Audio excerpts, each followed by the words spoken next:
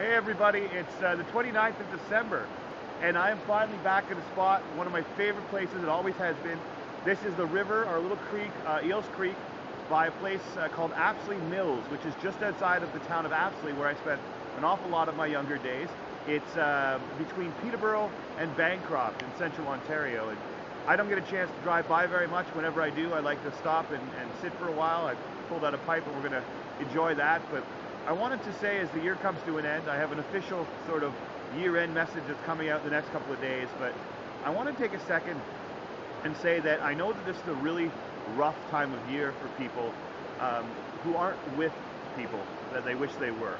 And I know that even amidst all the parties and the chance that you get to see friends because everybody's off work for a while and we tend to travel around and see family, that a lot of people I know spend some time this particular season thinking about the people that they aren't with that they want to be with. And sometimes that's a parent or a grandparent that aren't around anymore. Sometimes it's a boyfriend or a girlfriend that they've spent Christmases with before. But I know that even with all the time that people spend around people they care about, sometimes the hardest thing to get off your mind this time of year is the people that you wish were here with you.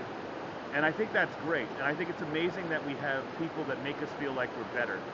But I just wanted to say to everybody who's feeling as if they're somehow less this break because of someone that's not with them, just a reminder that we should never let other people get away with making us feel like we're less than we are. Should never let people get away with diminishing us.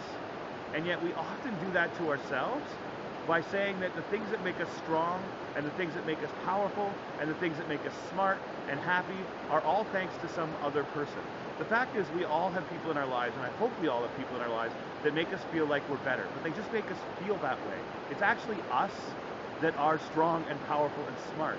But I've never understood the degree to which we let ourselves believe that because we discover happiness or get to levels of happiness we never had before, because we discover a talent or because we discover a strength or something else within us while we're in a relationship with somebody, and that could be a romantic relationship or a friendship relationship or a relationship with a family member, because we discover certain things or they help us reveal them, we give them more credit for creating it, and we give them more credit than we give ourselves for the fact that we have that in us. And after we no longer have that relationship, we act as if we never were that strong and we're not capable of being that happy and we're not that insightful and we're not that skilled, that it was somehow somebody else who allowed us to do that. And it wasn't. It was us all along. And I know that at this time of year, it's so easy to think about the people you wish were with you.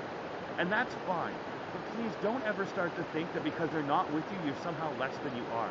Because then you're diminishing yourself in the same way we should never let other people do it to us. You're just as strong, and you're just as capable of happiness, and you're just as talented as you are when that other person isn't in your life.